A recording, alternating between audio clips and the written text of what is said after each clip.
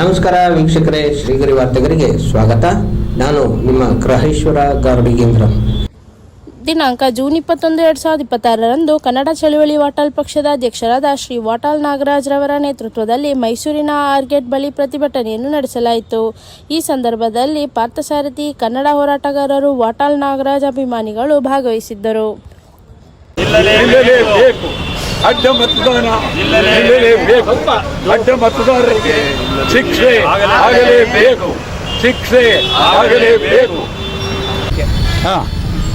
ಇದು ಬಹಳ ರಾಜ್ಯದಲ್ಲಿ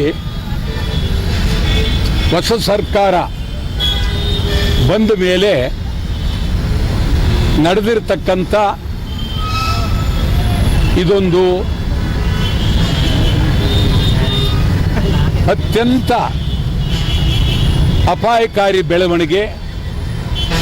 ಪ್ರಜಾತಂತ್ರ ವ್ಯವಸ್ಥೆಗೆ ಕೊಡಲಿ ಪೆಟ್ಟು. ಪ್ರಜಾತಂತ್ರ ವ್ಯವಸ್ಥೆಗಿಂತ ಏನು ಬೇಕಾದರೂ ಮಾಡಬಹುದು. ಇದರಂಥ ಅನಿಷ್ಟ ಪದ್ಧತಿ ಯಾವಾಗಲೂ ಈ ರೀತಿ ಆಗಿರಲಿಲ್ಲ.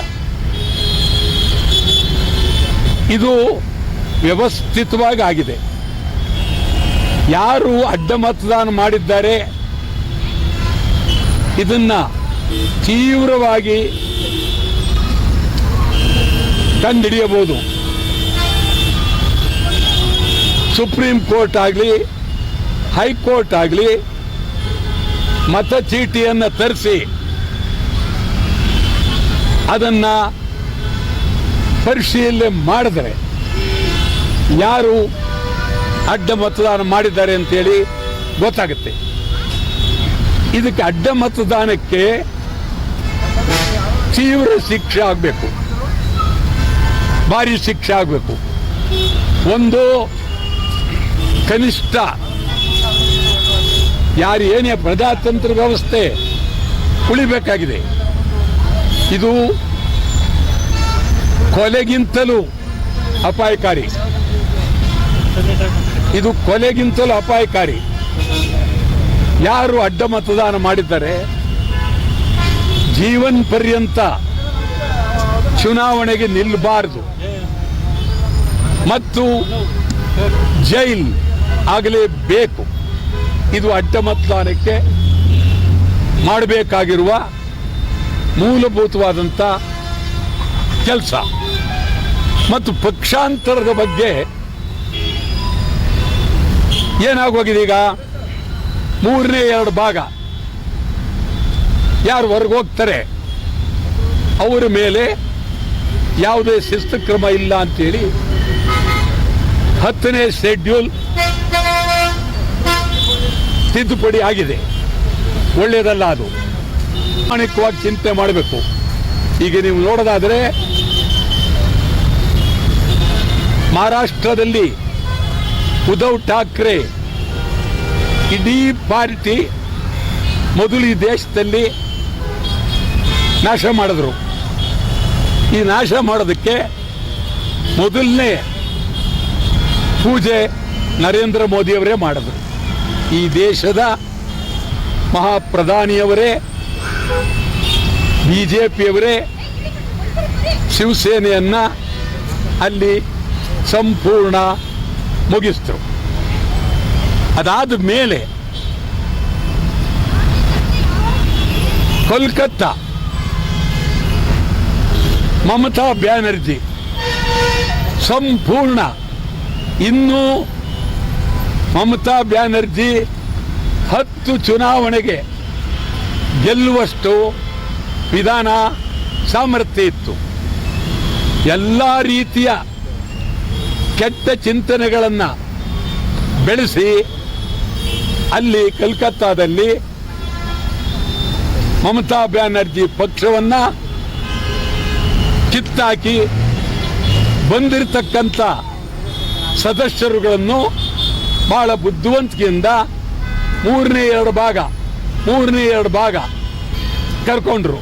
ಜೆಪಿಯವರು ಅಲ್ಲೂ ಕರ್ಕೊಂಡ್ರು, ಮಹಾರಾಷ್ಟ್ರಲ್ಲಿ ಕರ್ಕೊಂಡ್ರು. ಅದು ಬಿಜೆಪಿಯವರು. ಇಲ್ಲಿ ಕಾಂಗ್ರೆಸ್ನವರು. ಕರ್ನಾಟಕದಲ್ಲಿ ಈ ಅಡ್ಡ ಮತದಾನ ಸುಮ್ಮನೆ ಆಗಿಲ್ಲ, ಕಾಂಗ್ರೆಸ್ನಿಂದ ಆಗಿದೆ, ಕಾಂಗ್ರೆಸ್ನಿಂದ ಆಗಿದೆ, ಸರ್ಕಾರದಿಂದಲೇ ಆಗಿದೆ. ಇದು ಬಹಳ ಗಂಭೀರವಾಗಿ ನಾವು ಇದನ್ನ ತೆಗೆದುಕೊಳ್ಬೇಕಾಗುತ್ತೆ. ಇದು ಬಿಜೆಪಿ JDS ಅಂತಲ್ಲ, ಯಾರೇ ಆದರೂ ಮಾನ ಮರ್ಯಾದೆ ಗೌರವ ಇದ್ರೆ ಎಂಜಲು ಕಾಸಿಗಾಗಿ ತನ್ನ ಮೂಲ ಪಕ್ಷವನ್ನ ಧಿಕ್ಕರಿಸಿ ಗೋಪ್ಯವಾಗಿ ಮೂಲ ಪಕ್ಷಕ್ಕೆ ಚೂರಿ ಹಾಕಿ ಬೇರೆ ವೋಟ್ ಮಾಡಿರ್ತಕ್ಕಂಥ ಇದೆಲ್ಲ ಇದಕ್ಕಿಂತಲೂ ಅಗೌರವ ಮತ್ತೊಂದಿಲ್ಲ. ಇದನ್ನ ಬರೀ ಒಂದೇ ಅಲ್ಲ, ಜನ ಇವರನ್ನ ಕೆಟ್ಟ ಅಪರಾಧಿಗಳು ಅಂತೇಳಿ ಬಹಿಷ್ಕರಿಸಬೇಕು, ಜನವೇ ಬಹಿಷ್ಕರಿಸಬೇಕು. ಬಹಿಷ್ಕಾರಕ್ಕೆ ಇವರೆಲ್ಲ ಕಾರಣಕರ್ತರು, ಖಂಡಿತ ಬಹಿಷ್ಕರಿಸಬೇಕು. ಇವರು ಮತ್ತೆ ಚುನಾವಣೆಗೆ ನಿಂತರೆ, ನಾನು ಹಳ್ಳಿ ಭಾಷೆಯಲ್ಲಿ ಹೇಳ್ತೀನಿ, ನೇರವಾಗಿ ಪರಕೆಯಲ್ಲಿ ಹೊಡಿಬೇಕು, ತೊಂದರೆ ಕೊಡಬಾರ್ದು, ಬಹಿರಂಗ ಪರಕೆಯಲ್ಲಿ ಹೊಡಿಬೇಕು.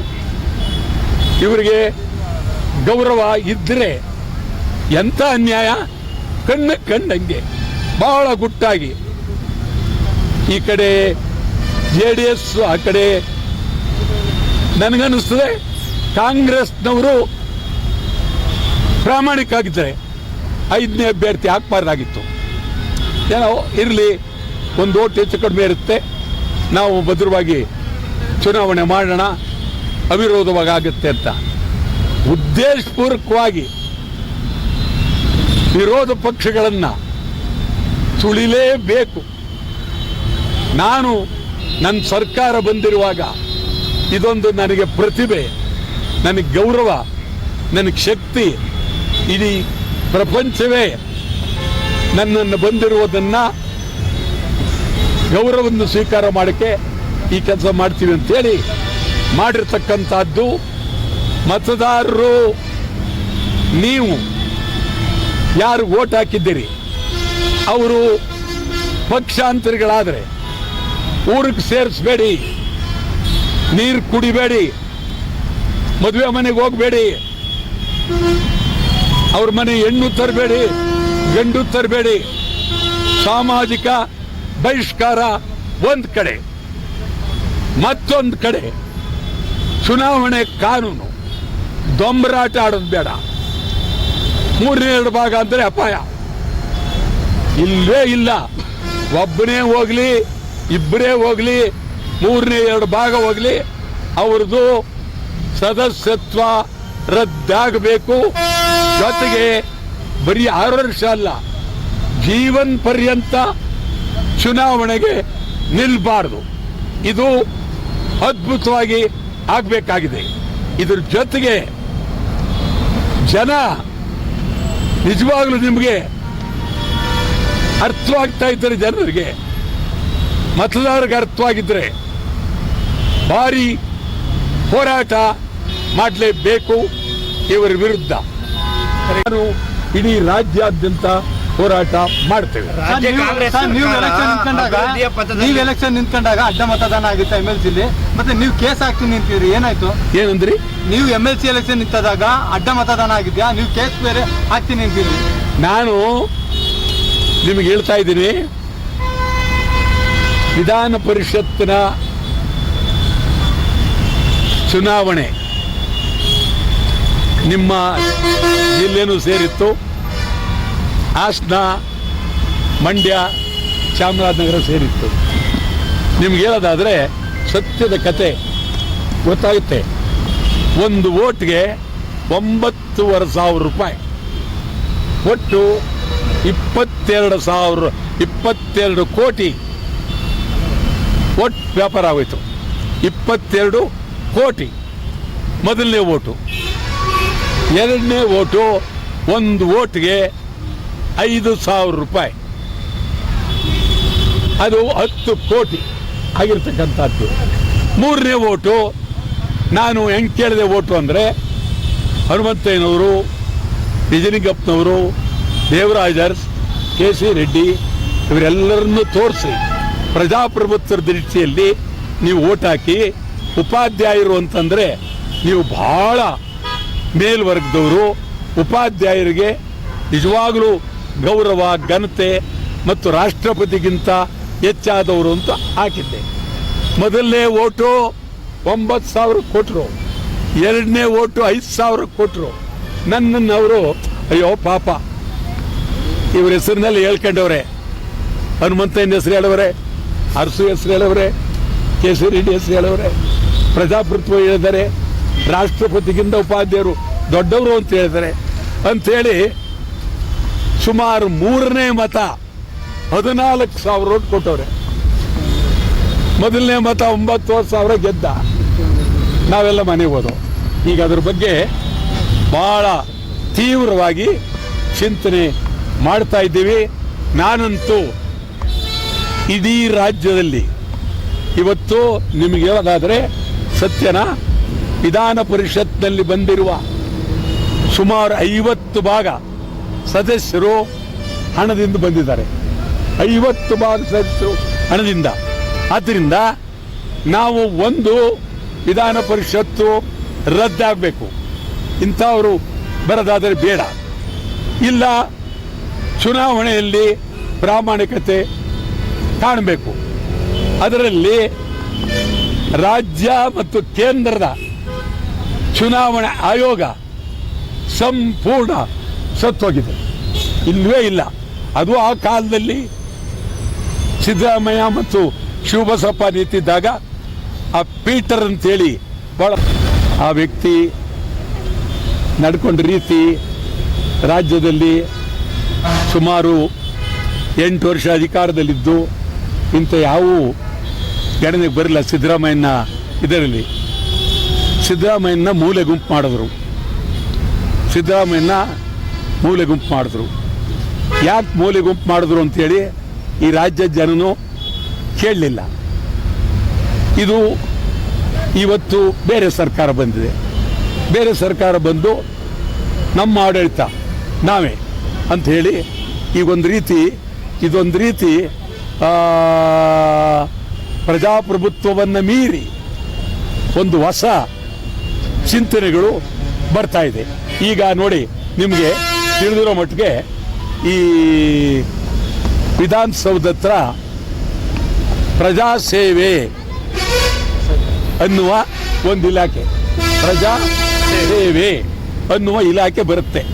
ಅದಕ್ಕೊಬ್ಬರು ಮಂತ್ರಿ, ಅದಕ್ಕೊಬ್ಬರು IAS ಆಫೀಸರ್, ಅದಕ್ಕೆ ಒಂದು ಕಾರ್ಯಾಲಯ ಪ್ರಜಾ ಸೇವೆ.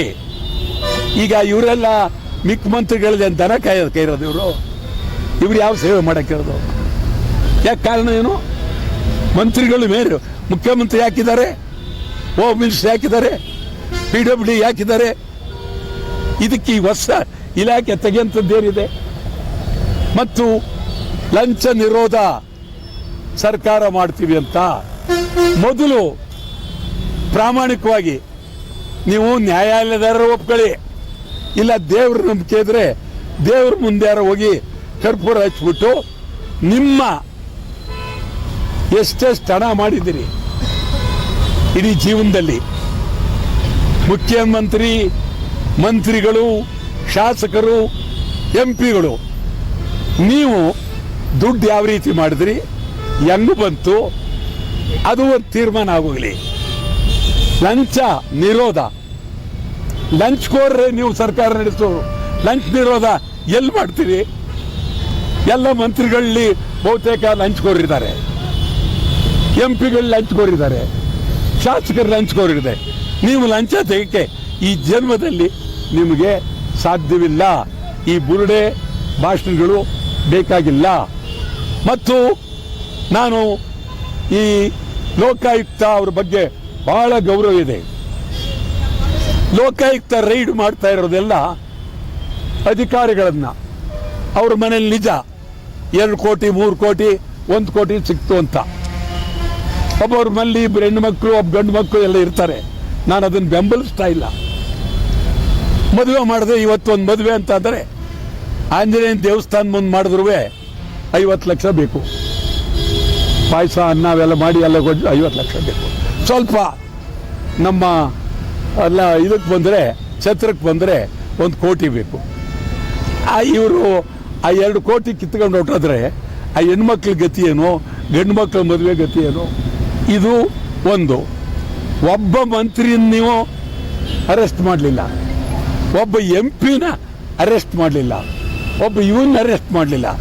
ಸಂತೋಷ್ ಹೆಗ್ಡೆ ಕಾಲದಲ್ಲಿ ಯಡಿಯೂರಪ್ಪನ ಬಂಧನ ಮಾಡಿ ಜೈಲಿಗೆ ಕಳಿಸಿದ್ರು, ಒಬ್ಬ ಮಾಡಲಿಲ್ಲ. ಅಂದಮೇಲೆ ನೀವು ಮಂತ್ರಿಗಳು, ಶಾಸಕರು, MP ಗಳು ನೀವೆಲ್ಲ ಲಂಚ ತಗೊಂಡೇ ಇಲ್ಲ, ಲಂಚ ಮಾಡಿಲ್ಲ, ಲಂಚ ಮುಕ್ತ ಸರ್ಕಾರ ಖಂಡಿತ ನಿಮ್ಮ ಮನೆಯಲ್ಲಿ ಬರೆದಿಲ್ಲ. ಗೌರವವಾಗಿ ನೀವು ಅಧಿಕಾರಕ್ಕೆ ಬಂದು ಈ ಒಂದು ಮಾಯಾಜಾಲ ಮಾತುಗಳು ಬೇಡ, ಗಂಭೀರವಾಗಿ ನೀವು ಅಧಿಕಾರವನ್ನು ನಡೆಸ್ತಕ್ಕಂಥದ್ದು ಒಳ್ಳೆಯದು. ನೀವು ನಡೆಸ್ತಿರೋ ಬಿಡ್ತಾರೋ ಗೊತ್ತಿಲ್ಲ. ಅಶೋಕ, ಬೆಳಗಾವಿಯಲ್ಲಿ ಇಡೀ ರಾಜ್ಯದ ಸಮಗ್ರ ಕನ್ನಡಿಗರು ಹೇಳಿ ಎದ್ದೇಳಿ ಬೆಂಕಿ ಬಿದ್ದಿದೆ. ಕಾಸರಗೋಡಿನ ಕಯ್ಯಾರ ಕಿಣ್ಣಣ್ಣರೇ ಹೇಳ್ತಿದ್ರು, ಕನ್ನಡಿಗರಿಗೆ ಬೆಂಕಿ ಬಿದ್ದಿದೆ, ಬನ್ನಿ ಬನ್ನಿ ಅಂತ. ಇವತ್ತು ಬೆಳಗಾವಿಯಲ್ಲಿ ಆ ಪರಿಸ್ಥಿತಿ ಇದೆ.